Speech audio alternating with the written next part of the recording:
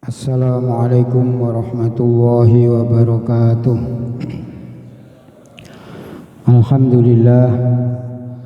Alhamdulillahi nahmaduhu wa nasta'inuhu wa nastaghfiruh wa nu'minu bihi wa natawakkalu alaihi wa na'udzu bihi min syururi anfusina wa min sayyiati a'malina may yahdihillahu fala mudilla lahu wa may yudlilhu fala hadiyalah. Wa nashhadu an la ilaha illallah wahdahu la syarika lah wa nashhadu anna sayyidana wa maulana Muhammadan abduhu wa rasuluh amma ba'dah. Qala Allah ta'ala fi kitabihil karim, a'udzu billahi minasy syaithanir rajim, bismillahirrahmanirrahim. Wa ma atakumur rasulu fakhudhuhu wa ma nahakum anhu fantahu. Wa qala aidan laqad kana lakum fi rasulillahi uswatun hasanah liman kana yarjullaha wal yawmal akhir wa dzakarallaha katsira. Wa qala an-nabiy sallallahu alaihi wasallam nadharallahu imra'an sami'a maqalati fawa'aha fa'addaha kama sami'a farubba muballighin aw amin sami'in aw kama qala alaihi salatu wassalam. Jamaah sholat subuh yang dirahmati Allah subhanahu wa ta'ala, syukur kita kepada Allah subhanahu wa ta'ala. Allah ta'ala masih memberikan anugerah, nikmat, hidayah, taufik serta inayah kepada kita, sehingga kita bisa mentaati perintah Allah ta'ala, menunaikan panggilan Allah subhanahu wa ta'ala, dan kita pada pagi hari ini bisa memperpanjang i'tikaf kita untuk sama-sama mempelajari ilmu agamanya Allah subhanahu wa ta'ala. Semoga mujahadahnya kita, taatnya kita, pengorbanan kita ini diterima oleh Allah subhanahu wa ta'ala, dicatat oleh Allah ta'ala termasuk min a'malis sholihat. Amin Allahumma amin. Salawat serta salam semoga tercurah kepada junjungan kita Nabi besar Muhammad sallallahu alaihi wasallam yang kita harapkan syafaatnya khususnya nanti di yaumil uzma. Amin Allahumma amin. Jamaah subuh yang dirahmati Allah subhanahu wa ta'ala, kita akan melanjutkan pembahasan ahadisul qudsiyah atau hadis qudsi yang nomor 45 halaman 287.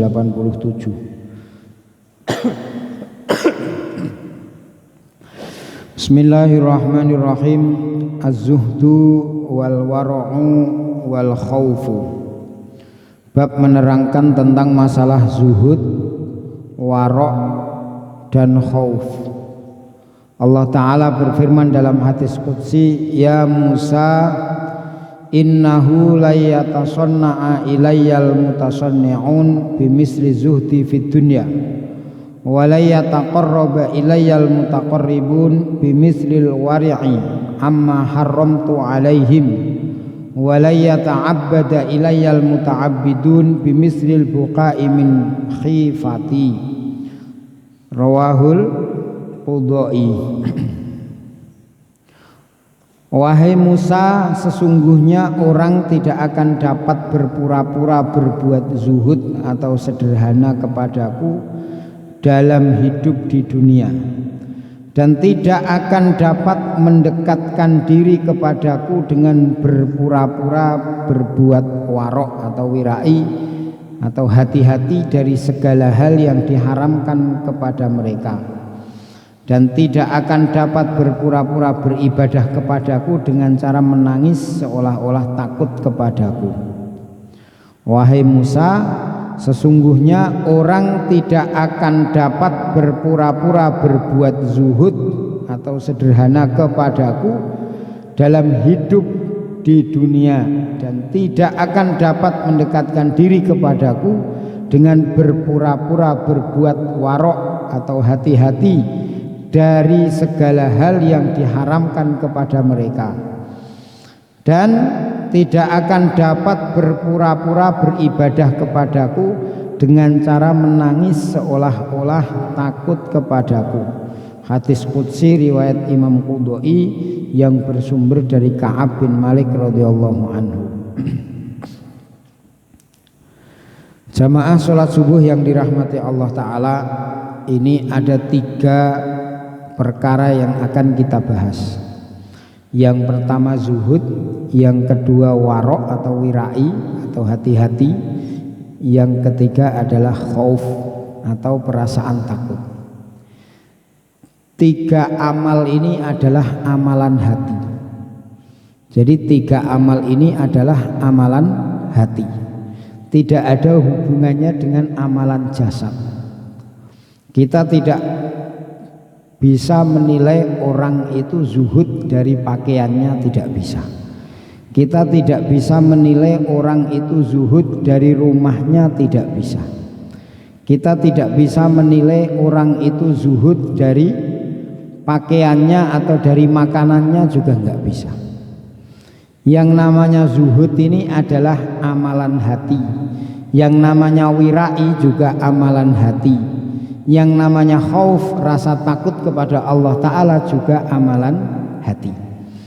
Hanya yang namanya hati ini tidak nampak, maka nanti yang nampak adalah tanda-tandanya atau alamat-alamatnya.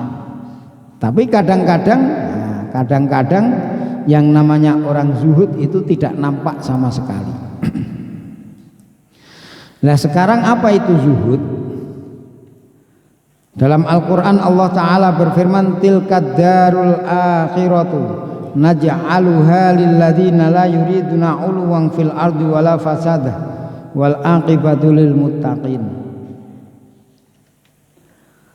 Kampung akhirat itu kami jadikan bagi orang-orang yang tidak menyombongkan diri dan tidak berbuat kerusakan di muka bumi, dan akibat yang baik bagi orang-orang yang bertakwa. Ada ayat lain yang mengatakan, ya qaumi tabi'uni ahdikum ila ahdikum sabilar rasyad, ya qaumi innama hadhil hayatud dunya mata'un wa annal akhirata hiya darul qarar. Wahai kaumku, ikutilah aku, pasti kutunjukkan bagi kalian jalan yang benar. Wahai kaumku, sesungguhnya kehidupan dunia ini hanya kemewahan sementara, dan sesungguhnya akhirat itulah tempat tinggal yang kekal, dan lain sebagainya. Banyak sekali ayat-ayat yang menerangkan tentang masalah sementaranya dunia dan lamanya akhirat. Sementaranya dunia dan lamanya akhirat. Dunia ini adalah darul murur, bukan darul qaror. Dunia ini tempat lewat, bukan tempat tetap. Dunia ini tempat lewat. Tidak ada yang orang hidup di dunia kok terus kemudian terus, tidak ada. Bahkan yang tidak pernah sakit pun ternyata mati. Fir'aun ini orang yang hidup sakitnya 40 tahun baru sakit. Biasanya nggak pernah sakit. Karena nggak pernah sakit, akhirnya mengaku Tuhan, sampai bilang ana rabbukumul a'la. Fir'aun itu makan 40 hari baru dia buang kotoran 1 kali, sampai dia ngaku. Tapi sekarang pun sudah nggak ada. Sekarang pun telah mati. Jadi dunia ini memang tempat lewat. Dulu raja-raja sudah lewat, sekarang sudah nggak ada. Dulu kakek kita hidup, sekarang sudah mati. Dulu buyut kita sudah hidup, bahkan mungkin bergelimang harta, sekarang sudah mati. Artinya apa? Artinya kehidupan dunia ini hanya sementara sekali. Hanya sementara. Apa yang kita cintai kalau nggak meninggalkan kita, kita yang akan meninggalkan. Apa yang kita cari, yang kita kumpulkan, kalau nggak kita yang meninggalkan, dia yang akan meninggalkan. Hanya 2 saja, apakah dia duluan atau kita duluan. Makanya hadirin yang dirahmati Allah Subhanahu wa Ta'ala, sebenarnya zuhud ini adalah amalan hati kita. Dunia ini dibuat oleh Allah Ta'ala untuk keperluan. Memang Imam Al-Ghazali rahmatullah alaih katakan, la yatumuddin illa bidunya, sesungguhnya agama ini tidak bisa sempurna kecuali dengan dunia. Jadi agama ini akan sempurna hanya dengan dunia. Orang nggak mungkin akan bisa menyempurnakan agama tanpa masuk di dunia. Makanya Nabi Adam alaihissalatu wassalam untuk mengamalkan agama diturunkan dulu ke bumi. Kenapa? Untuk menyempurnakan agama, untuk mengamalkan agama. Di dunia ini Allah Subhanahu wa taala memberikan keperluan-keperluan atau kebutuhan-kebutuhan. Ada makanan, ada tempat tinggal, ada pakaian, ada kendaraan. Ini adalah keperluan-keperluan kita.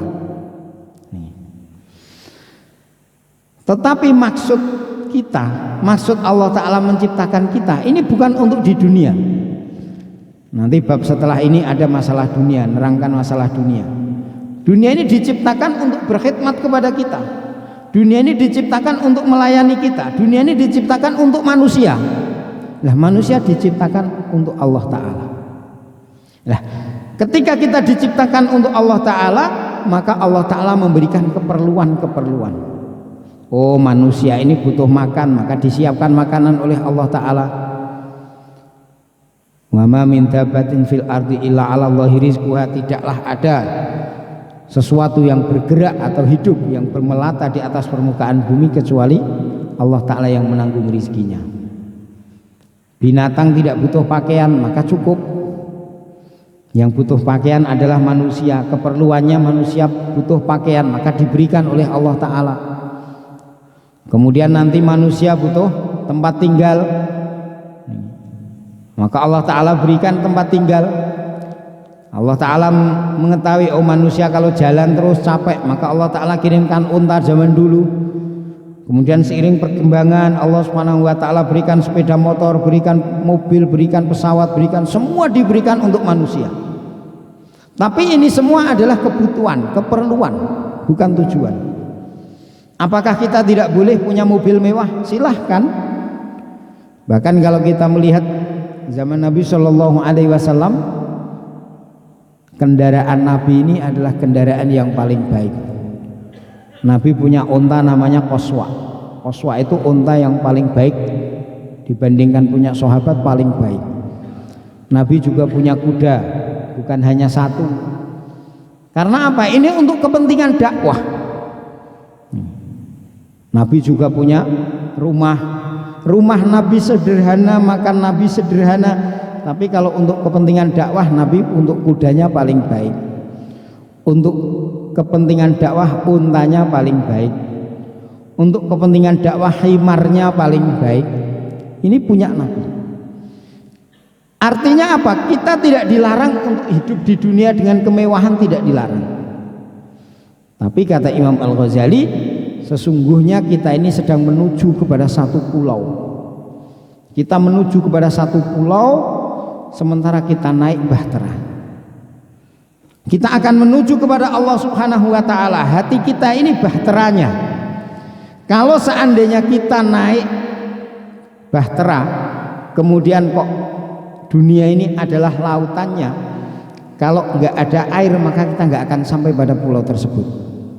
Maka bagaimana? Kita harus naik perahu, dan perahu ataupun kapal itu harus berjalan di atas laut. Tapi orang yang celaka ketika airnya dimasukkan ke dalam kapalnya atau bahteranya. Begitu juga Imam Al-Ghazali memberikan contoh seperti itu. Kita punya dunia silahkan, kita punya harta silahkan, punya mobil mewah silahkan, punya rumah bagus silahkan. Tapi apa doa sahabat? Allahumma nzi'id dunya min qalbi wa la tanzi'ha min yadi. Ya Allah, copotlah dunia dari hatiku, tetapi jangan engkau copot dari tanganku. Jadi sahabat itu di akhir hayatnya semuanya kaya. Saya sering sekali menceritakan zaman Umar bin Khattab radhiyallahu anhu, ketika menjadi Amirul Mukminin, hampir tidak ada sahabat yang miskin, nggak ada, kecuali yang tidak mau kaya. Sa'ad bin Abi Waqqas termasuk orang yang tidak mau kaya. Kemudian Abu Dzar Al-Ghifari, orang yang tidak mau kaya, dipaksa kaya oleh Allah Ta'ala. Sayyidah Aisyah radhiyallahu anha, ini termasuk orang yang tidak mau kaya. Kalau yang lainnya Sayyidina Husain, Sayyidina Hasan, Ja'far bin Abi Thalib, Abdullah bin Ja'far, bukan Ja'far, Abdullah bin Ja'far, Sayyidina Utsman, semua orang-orang kaya. Kenapa? Karena mereka dipaksa kaya oleh Allah Ta'ala. Tetapi dunia mereka tidak menghalangi untuk taat kepada Allah Ta'ala. Abdurrahman bin Auf satu ketika ketinggalan sholat berjamaah. Maka apa yang beliau kerjakan? Beliau pulang kemudian menyedekahkan 80 ekor unta untuk menebus ketinggalan sholat berjamaah. Bagaimana baginda Nabi Shallallahu Alaihi Wasallam pernah berkorban? Nabi pernah berkorban 100 ekor unta. Sekaya-kayanya orang sekarang nggak ada Pak yang korban sampai 100 ekor unta. Yang masuk muri saja paling-paling cuma berapa ribu kemarin. Itu pun bukan unta, paling sapi sama kambing, cuma 1000 lebih sedikit. Nah kalau digunakan untuk beli unta itu paling baru dapat berapa puluh. Nabi menyembelih sendiri 63, sisanya diserahkan kepada Sayyidina Ali. Untuk apa? Untuk meneruskan penyembelihannya. Nabi sudah capek. Jadi mereka tidak tanggung-tanggung. Bagaimana ketika 3 orang dalam fadilah sedekah dikatakan ada Sayyidina Hasan, ada Husain, ada Abdullah bin Ja'far pulang dari haji. Di tengah jalan mereka kehabisan bekal. Ada satu gubuk kecil. Orang Arab Badui biasanya mereka punya tenda. Nanti kalau di sini habis makanan, habis asbab rizki, pindah lagi, pindah sana. Maka Sayyidina Hasan dan Husain juga Abdul bin Ja'far, 3 orang ini pulang dari haji kehabisan bekal. Dilihat, ini kok ada rumah kecil, ada gubuk kecil. Salam, ternyata ada nenek-nenek yang ada di dalam. Nenek-nenek yang ada di dalam. Kata Sayyidina Ja'far, Abdullah bin Ja'far, "Nek, kami ini orang-orang Madinah. Ini Husain bin Ali, ini Hasan bin Ali, saya Abdullah bin Ja'far. Kami dari safar, dari haji, kami kehabisan bekal. Apa ada yang bisa dimakan, Nek?" Maka kata nenek itu, "Ada satu, tapi kambing kecil yang biasa saya perah susunya. Kambing kecil yang saya perah susunya untuk kehidupan keluarga kami. Maka akhirnya kalau boleh kami potong, Nek, nanti kami ganti." "Udah nggak usah diganti, silahkan potong," kata nenek itu. Maka benar kambing itu dipotong. Setelah dipotong, suaminya pulang, lah kita nggak punya apa-apa. 3 orang pulang ke Madinah. Akhirnya mereka berdua pindah lagi satu tempat ke tempat, sampailah ke Madinah mereka. Begitu sampai di Madinah, karena mereka tidak merasa menghutangi kambing, mereka berdua itu buruh untuk mencari kotoran. Jadi kotoran-kotoran itu dikumpulkan, kemudian nanti dijual untuk dijadikan bahan bakar, untuk bakar roti. Nih. Kalau madhab Syafi'i nggak boleh, karena asapnya itu najis. Tapi kalau madhab Hanafi nggak apa-apa. Nih. Itu digunakan untuk bakar, dijual. Maka hadirin yang dirahmati Allah Subhanahu wa Ta'ala, ketika nenek ini sedang mengumpulkan kotoran, lihat Hasan bin Ali. Hasan bin Ali lihat, kayaknya ini nenek yang kemarin saya sembelih kambingnya. "Nek, iya, kamu siapa?" kata nenek. "Saya Hasan bin Ali, Nek." "Oh, alhamdulillah, gimana kabar kamu?" "Alhamdulillah, Nek, saya sudah sehat, sudah sampai di rumah." "Nenek sama siapa? Suaminya mana?" "Suami saya bekerja." Singkat cerita, kemudian nenek ini dibawa pulang oleh Hasan bin Ali. Sampai di rumah sama suaminya, di ikram habis, dikasih makanan, sudah Masya Allah. Disembelihkan kambing, disuruh makan. Setelah kenyang, dikasih 100 ekor kambing ditambah 1000 dinar emas. 1000 dinar itu berapa? 3/4 miliar dikasih. "Nek, ini Nek sebagai ganti dari kambing yang kemarin saya makan." Kemudian nenek biar diantarkan sama pembantu saya untuk ke rumah Husain. Benar. Jadi dari Sayyidina Hasan ke tempat Husain sudah membawa 100 ekor kambing. Ditambah lagi dengan 1000 dinar. Sampai di tempat Husain dikasih makanan lagi. Setelah dikasih makanan, ditanya, "Nek, tadi di tempat Hasan dikasih apa?" Dikasih 100 ekor kambing ditambah 1000 dinar. Maka Hasan pun mengatakan demikian, Husain pun demikian. Saya akan memberikan yang sama, Nek. Dikasih 100 ekor kambing ditambah 1000 dinar. Kemudian dari tempatnya Husain dikirim lagi oleh pembantunya, dibawa ke tempat Abdullah bin Ja'far. Sampai di tempat Abdullah bin Ja'far, setelah makan ditanya lagi, Nek, engkau di tempat Husain dikasih apa? Dikasih 100 kambing 1000 dinar. Di tempat Hasan dikasih 100 kambing 1000 dinar. Kalau engkau datang ke sini dulu maka akan aku kasih lebih banyak, Nek. Tapi karena engkau datang ke sini belakangan, biar sama maka aku kasih tambah 200 kambing dan biar sama dengan mereka. Dikasih 200 kambing 2000 dinar. Hanya mengorbankan satu kambing kecil diganti 400 kambing dan 4000 dinar. Coba. Kalau orang kok sedekah 4000 dinar ini berarti orang kaya, orang miskin. Sahabat itu hampir semua kaya, tetapi hati mereka tidak pernah berpaling dari Allah Ta'ala. Tetapi ibadah mereka tidak pernah berkurang hanya karena kekayaannya. Ada satu cerita dalam satu kitab ditulis, ada seorang murid, dia melihat satu orang kaya, ahli tasawuf, ahli sufi atau ahli ma'rifat. Ini orang kaya tapi kok kondang ahli ma'rifat. Sementara ada lagi orang ahli ma'rifat yang lain atau ahli tasawuf yang lain yang hidup dengan kekurangan. Biasanya kalau kita dimasukkan kata-kata zuhud itu, kita sudah mikirnya itu pakaiannya ngeper, bajunya kadang-kadang bertambal, wah ini orang zuhud sekali. Maka hadirin yang dirahmati Allah Subhanahu wa taala, murid ini pun mendatangi kepada orang yang miskin tadi. Beliau bilang, "Syekh, sampean ini orang zuhud yang sebenarnya. Di sana itu orang bilang katanya orang zuhud, katanya orang ahli tasawuf, tapi kok rumahnya bagus, kemudian pakaiannya juga selalu disetrika, bahkan ada sulaman sutranya. Ini bener enggak?" Maka kata gurunya tadi, "Saya dengan beliau lebih zuhud dia. Kamu datang ke sana saja. Bagaimana orang bisa tidak cinta kepada dunia sementara dia bergelimang dengan harta?" Maka benar, murid ini pun datang kepada orang kaya tersebut. Orang kaya itu bilang, "Kamu ikut saya." Ketika ditanya, "Syekh, bagaimana engkau bisa zuhud sementara engkau bergelimang dalam harta?" Maka orang ini bilang, "Sebentar lagi kita akan jalan-jalan, kamu ikut saya. Kamu saya ajak keliling kota. Tapi saya kasih tugas satu. Kamu membawa gelas, nanti gelas ini jangan sampai tumpah airnya. Air dipenuhi, maka kemudian disuruh menjaga supaya air itu tidak tumpah." Maka benar, diajak naik delman keliling kota. Keliling kota, dia hanya menjaga gelas itu saja. Setelah selesai muter-muter keliling, sampai di tempatnya ditanya, "Kamu tadi lihat apa?" katanya. "Kamu tadi lihat apa?" Kata murid ini, "Bagaimana saya mau melihat-lihat?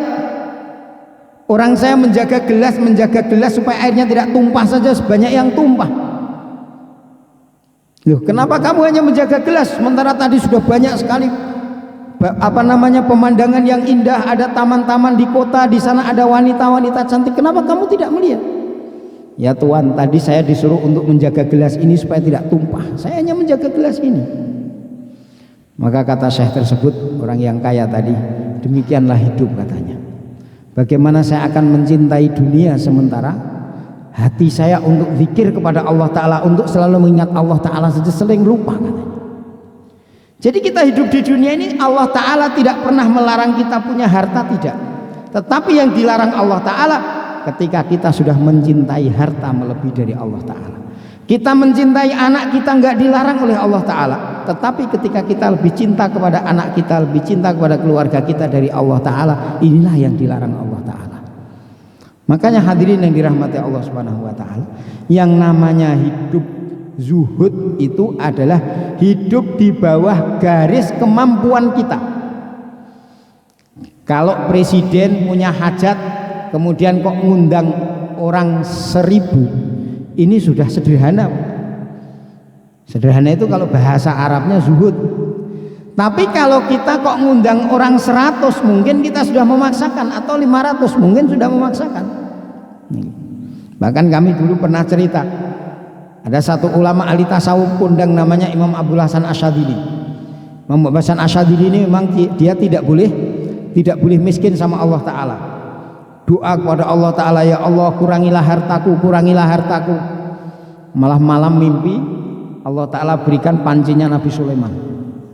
Pagi harinya bangun, beliau doa kepada Allah, ya Allah kalau memang engkau jadikan aku orang yang kaya, jadikanlah aku orang yang bersyukur. Hartanya nggak pernah berkurang, nambah terus sampai bingung Muhammad Hasan Asyadzili itu. Ditambah sedekahnya, tambah lagi hartanya.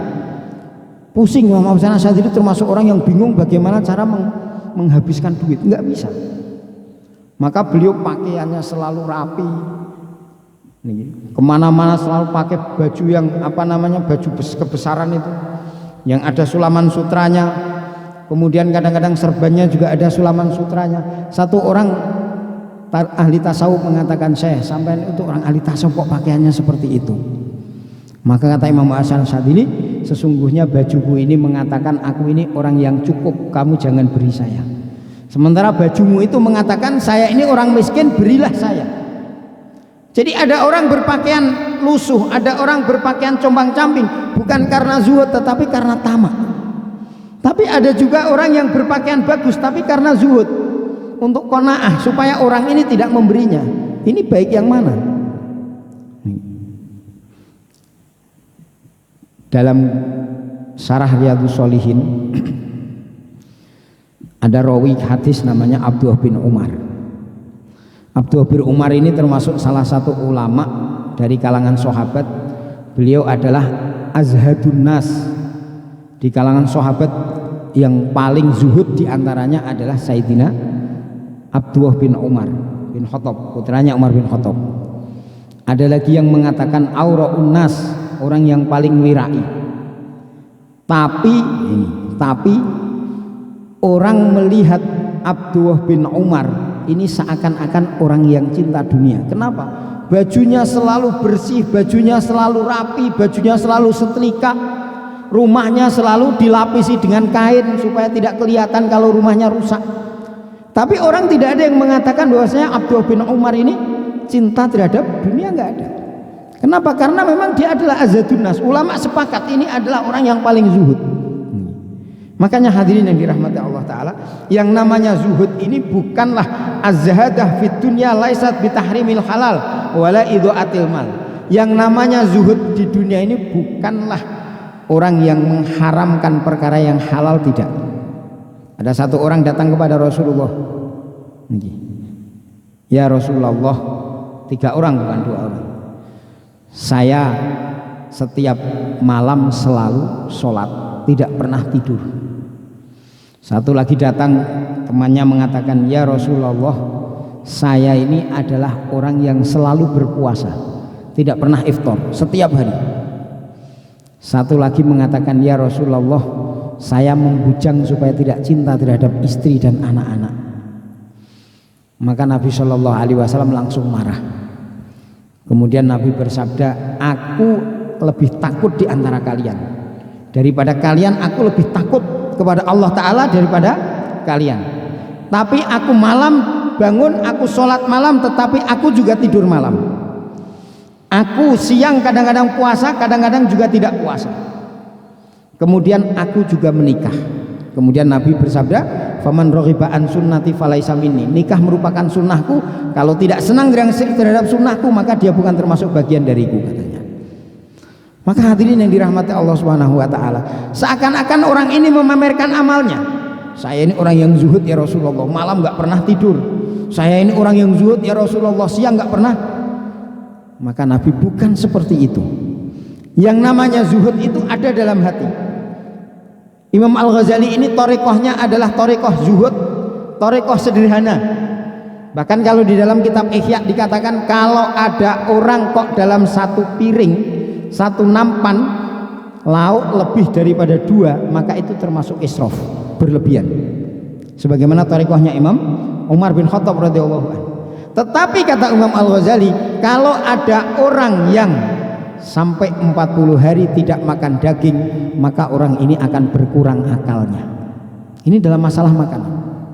Orang yang mengatakan bahwasanya satu nampan atau satu piring lebih daripada lauknya, lebih daripada 2 saja dikatakan israf, tetapi beliau mengatakan ya jangan terlalu ngirit, minimal 40 hari sudah harus makan daging dulu, bukan sekarang Pak. Kalau sekarang insya Allah orang sekarang ini daging dengan tempe itu sudah enak tempenya Pak. Makanya jadi zuhud itu dalam hati, bukan dalam lahiriah, bukan amal lahiriah, bukan orang yang makan terus orang yang selalu makan sama sayur terus, atau mungkin sama garam terus, ini orang zuhud sekali, bukan, belum tentu. Bukan orang yang terus jalan kaki kemana-mana, insya Allah. Orang yang tidak punya apa-apa tapi hatinya penuh dengan apa-apa, orang yang tidak punya apa-apa tetapi hatinya penuh dengan kecintaan dunia. Jadi orang sekarang kebanyakan seperti itu Pak. Tangannya tidak punya dunia tetapi hatinya penuh dengan dunia. Bahkan baginda Nabi SAW bersabda, izhad fid dunya yuhibbukallah wazhad fima indan nas yuhibbukan nas. Berlaku zuhudlah dalam kehidupan di dunia, niscaya disenangi Allah, dan berhati-hatilah terhadap milik orang lain, niscaya engkau akan disenangi oleh orang pula. Kalau di dunia kita zuhud, Allah Ta'ala akan senang kepada kita. Kalau apa yang ada pada diri orang lain kita zuhud, bahkan kalau sampai tingkatan israf, kalau israf itu berlebihan, tapi kalau israf ini dia menyenangi punya orang lain. Ada orang pakai baju bagus, dalam hatinya dia mengatakan, ya Allah, kalau seandainya baju itu saya pakai, wah mesti tambah cakep lagi. Ini kalau menurut ahli tasawuf sudah nggak benar, ini namanya israf ini. Kalau israf ini berlebihan, tapi kalau israf ini adalah berharap sesuatu yang dimiliki orang lain itu kita punya. Nih. Padahal kita masya Allah, ini lebih lembut daripada tamak, lebih lembut daripada tamak. Itu saja sudah tidak boleh. Kenapa? Karena itu nanti akan melahirkan tamak. Nah kalau sudah tamak, maka apa yang akan terjadi? Akan mudah menghukumi orang lain, akan mudah untuk suudzon kepada orang lain. Nih. Sebenarnya di dunia ini nggak ada orang pelit, yang ada banyaknya orang tamak. Nih. Ada orang nggak kenal, kita nggak pernah mengatakan dia pelit.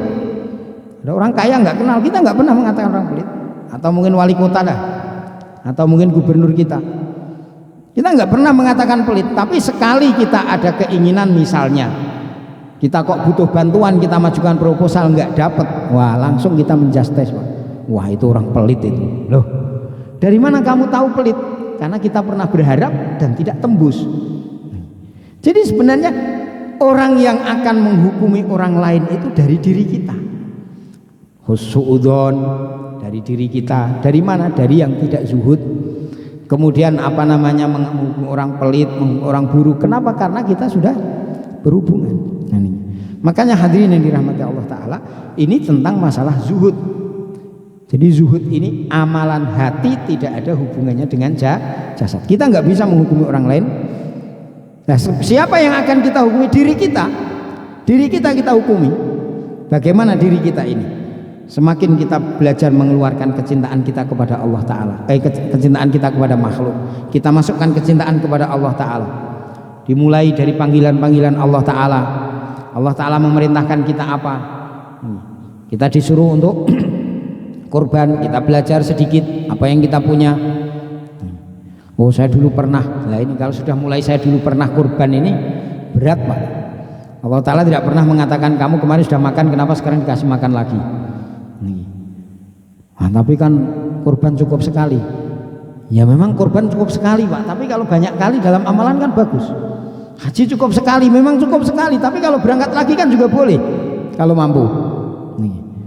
Kenapa kok kita berat? Karena kita yang dilihat hukumnya.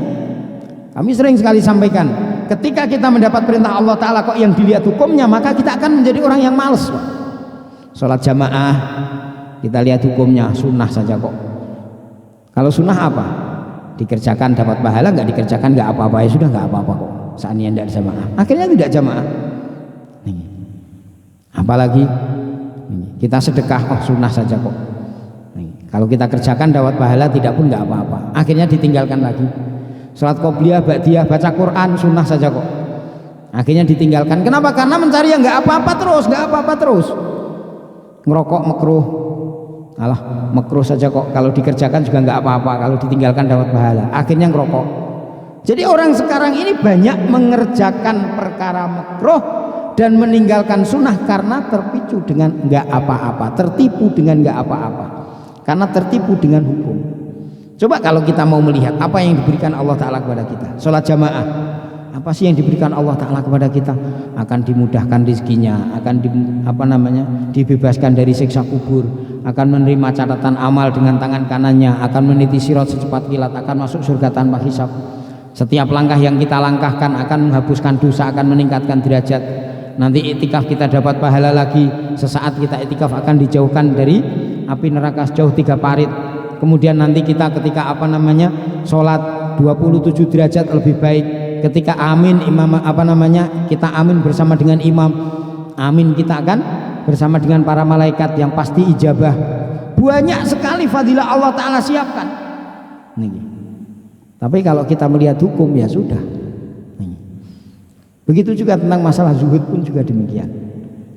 Kenapa sih kok ada orang yang tidak senang dunia?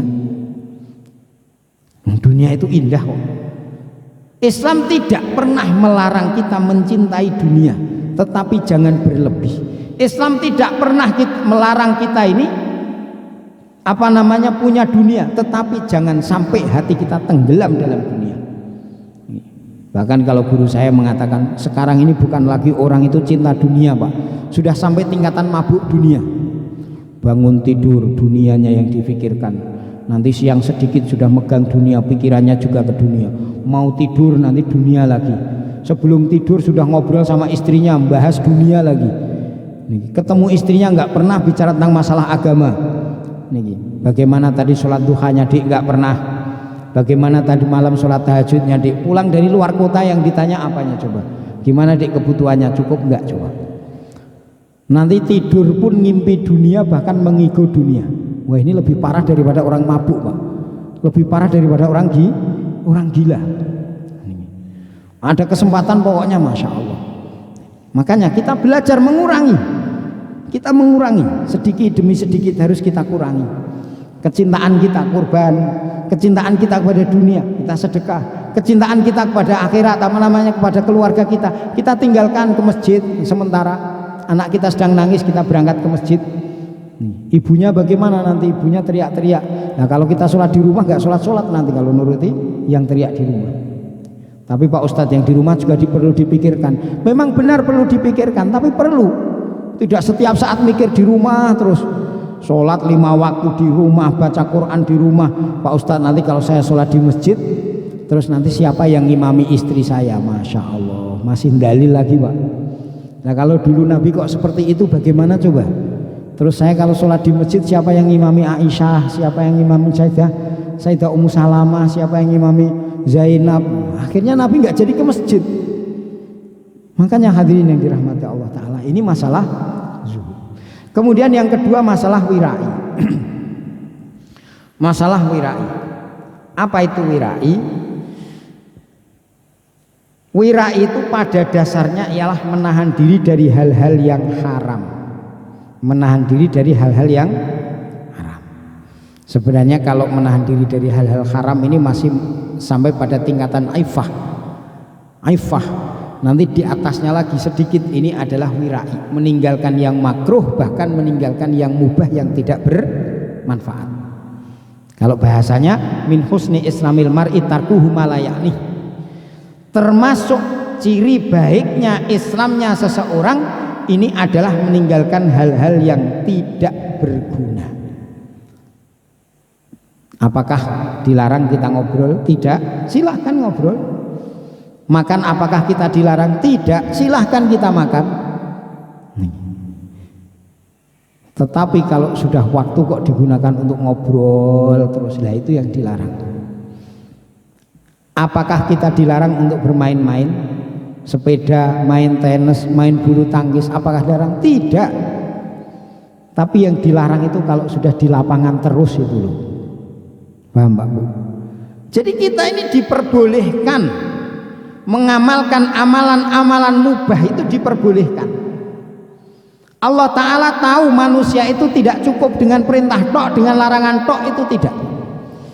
Allah Ta'ala tahu kalau seandainya umat akhir zaman ini kok diperintahkan sholat sampai 50 kali, maka dia nggak bisa main-main. Tahu Allah Ta'ala, makanya dikurangi sampai menjadi 5. Kebayang nggak Pak, seandainya kita ini kok diperintahkan Allah Ta'ala sholat 50 waktu, baru pulang belum nyampe rumah sudah adzan lagi, ya Allah. Baru pulang lagi, baru nyampe mau masuk rumah sudah adzan lagi, ya Allah. Coba kebayang nggak? Dikurangi untuk apa? Untuk menunaikan hak dan kewajiban kita. Apa saja hak kita, apa saja kewajiban kita. Ada kita punya kewajiban kepada Allah, ada kita hak dari Allah. Ada kita punya kewajiban tetangga kita, ada kewajiban hak kita kepada tetangga kita. Ada kewajiban kita kepada anak kita, istri kita, ada semua. Bahkan binatang ternak yang kita pelihara pun mereka punya hak, kita punya kewajiban. Bahkan kalau di dalam kitab Fathul Mu'in, syarahnya kitab Anatul Talibin, dikatakan orang yang memelihara tanaman kok tidak disiram maka hukumnya makruh. Islam sampai seperti itu, Pak.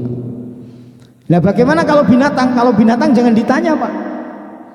Satu orang, dalam hadis Nabi Shallallahu Alaihi Wasallam bersabda, satu orang wanita ahli ibadah,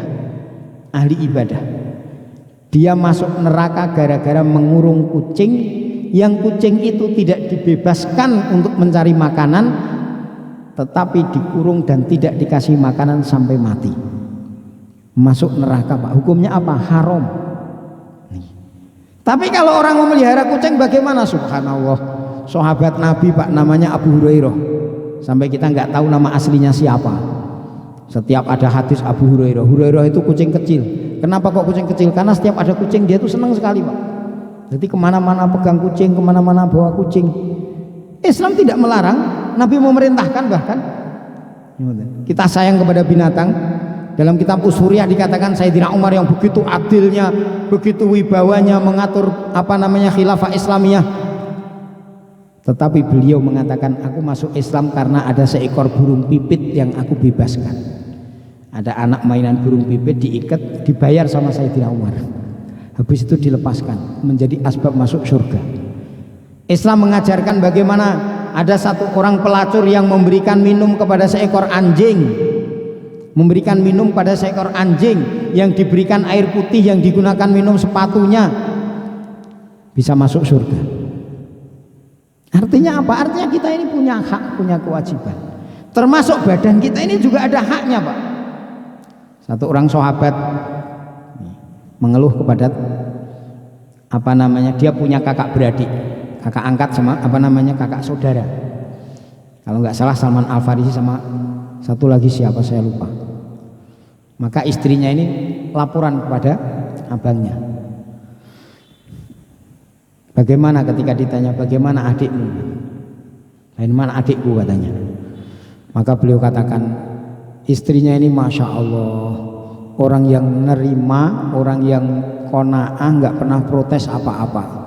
Ketika ditanya, maka dia mengatakan, sesungguhnya adikmu adalah orang yang sangat kuat ibadahnya, malam selalu sholat dan siang selalu puasa.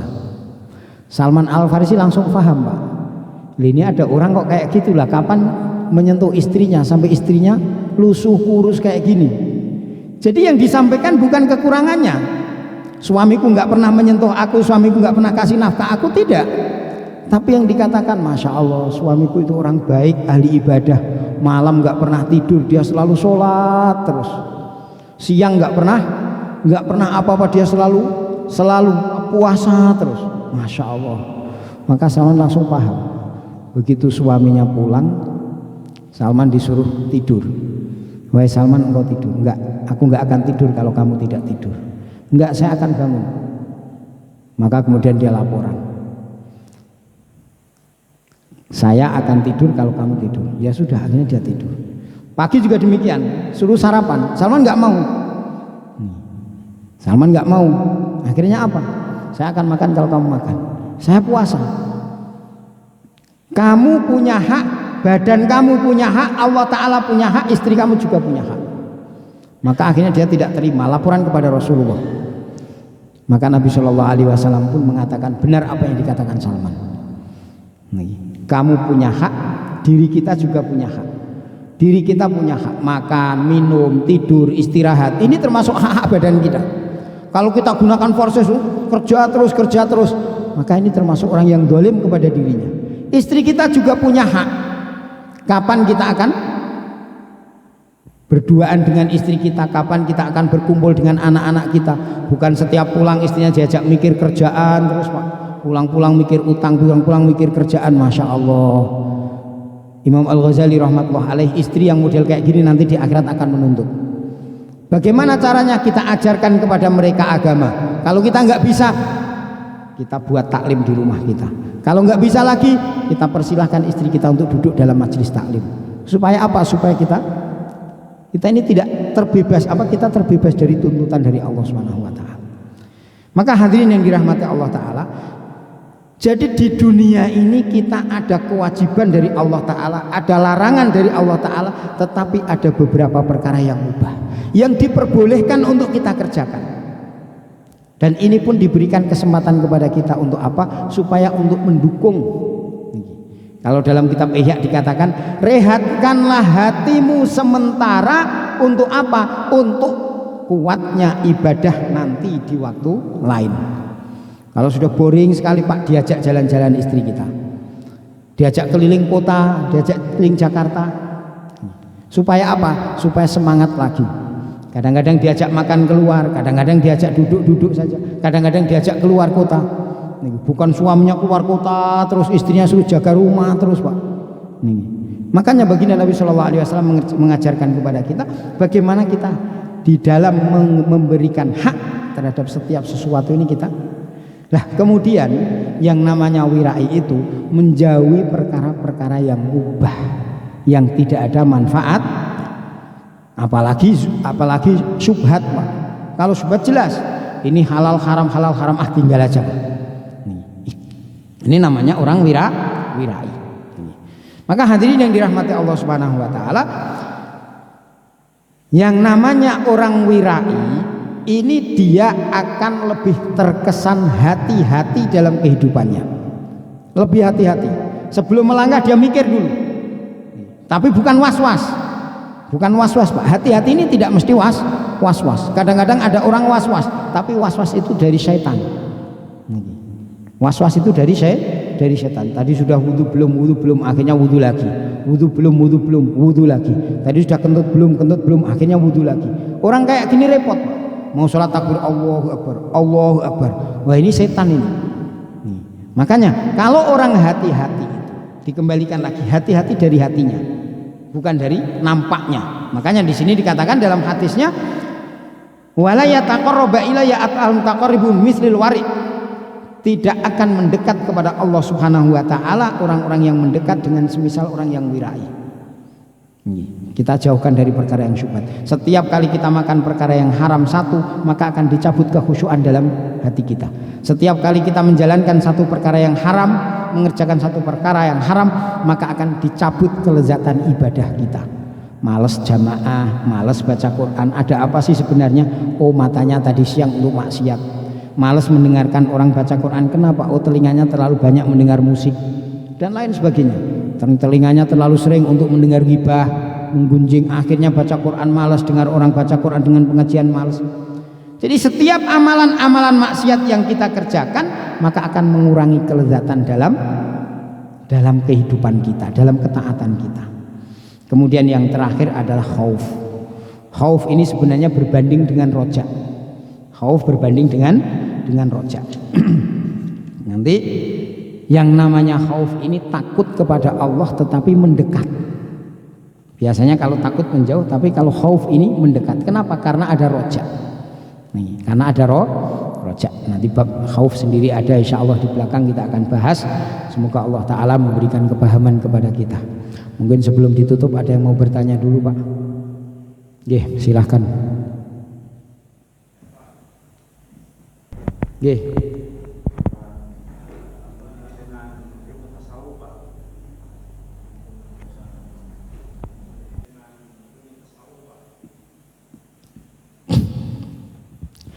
Jadi sebenarnya ilmu tasawuf itu apa toh? Ada ulama yang mengatakan ilmu tasawuf, ada yang mengatakan ilmu ma'rifat. Kalau dalam kitabnya Ibnu Qayyim, Ibnu Taimiyah biasanya menggunakan bahasa ilmu ma'rifat. Kalau ahli thariqah, ahli tasawuf biasanya mengatakan ilmu tasawuf. Jadi dalam hadis Umar bin Khattab radhiyallahu an ketika bertanya tentang masalah ihsan, maka Umar bin Khattab menjelaskan waktu itu Nabi kedatangan malaikat Jibril. Mahwal iman, mahwal Islam. Kemudian yang terakhir pertanyaannya mahwal ihsan. Apa itu ihsan? Ihsan anta budallah ka'annaka tarahu fa illam takun tarahu fa innahu yarok. Yang namanya ihsan itu kamu beribadah seakan-akan melihat Allah. Kalau kamu tidak mampu maka kamu yakin Allah Ta'ala melihat kita. Ini adalah ilmu tasawuf. Jadi ilmu syariat, ilmu hakikat, sebelumnya ada ilmu iman atau ilmu akidah. Nah itu mahwal iman. Kemudian Nabi menerangkan tentang masalah iman kepada Allah, iman kepada rukun iman diterangkan.